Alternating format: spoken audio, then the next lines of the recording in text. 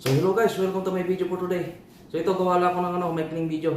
So yung gagawin kong topic ngayon, about sa panamagan naman ng mga kababayan kong nandiyan sa Nueva Ecija, ng mga magsasaka na itaas yung presyo ng palay. At hindi lang sa Nueva Ecija, pati yung mga kapwa ko Pilipino na magsasaka na nananawagan na itaas man lang yung presyo ng palay.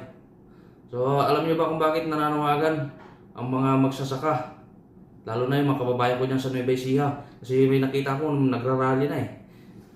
Kahit man lang sana gawin yung 20 ang per kilo. O kaya di ba rin tumaas? 20 hanggang 25 per kilo ng palay para makabawi rin sana yung mga magsasaka. Or kahit sabihin na natin i-maintain na lang natin sa 20 per kilo. Kasi para kahit paano makabawi rin sa puhunan at may pangbayad din sa utang yung mga kababayan nating magsasaka dyan. Lalo na yung mga kababayan ko dyan sa Nueva Ecija. At yung mga Pilipino na magsasaka dyan sa Pilipinas. Sa akin kasi, naiintindihan ko kung bakit nananawagan sila ng ganyan. Kasi ako talaga, laking bukid talaga ako. Taga dyan ako sa Nueva Ecija. Kasi nakita ko siya may nagrarally na nananawagan na itaas yung presyo ng palay eh.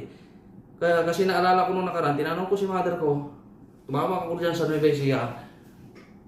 Dyan sa Nueva Ecija. Na kung magkano ng presyo ng palay, ang sabi niya sa akin, 16 per kilo. 15 to 16 per kilo na lang daw. Sabi ko sobrang baba naman pero kasi kung tutusin talaga hindi tama yung presyo na yun sa palay ngayon. Kasi alam niyo kung bakit? Si mother ko na lang tinanong ko siya kung magkano yung isang presyo ng pataba. Pataba pa lang yun. Hindi ako magkamali. Ang sabi niya sa akin 2,000 mahigit yata, 2,200 yun.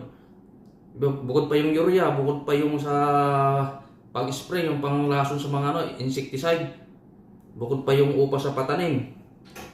Upa ng tawag nito, yung upa ng patanim, tsaka upa ng yung sa river.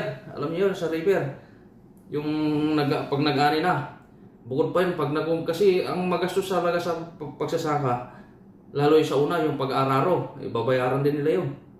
Yung pa lang sa krudo, gasolina na ginagamit.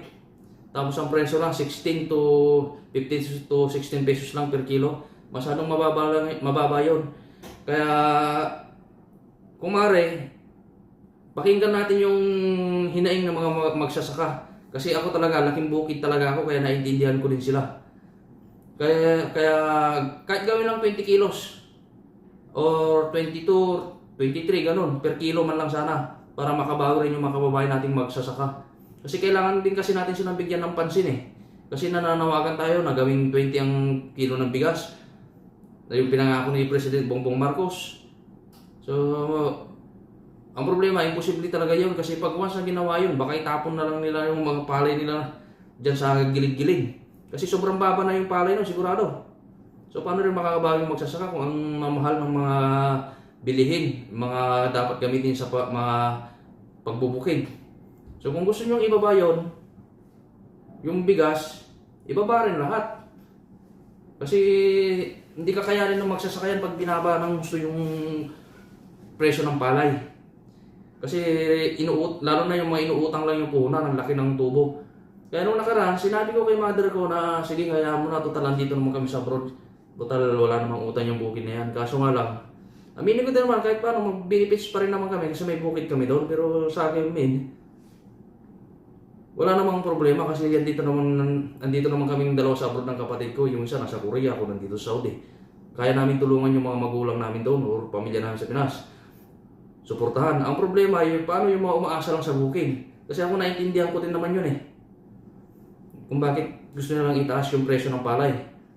Kasi kagaya sa amin, bukas magpapagapas na kami. Paparipra na namin yung bukid namin. Yung palay sa bukid namin pala. Laking bagay din yan. Laking tulong din yan kung itaas nyo ang presyo ng palay kahit hanggang 20 kilo per kilo lang pataas. Huwag nang ibaba sa 20.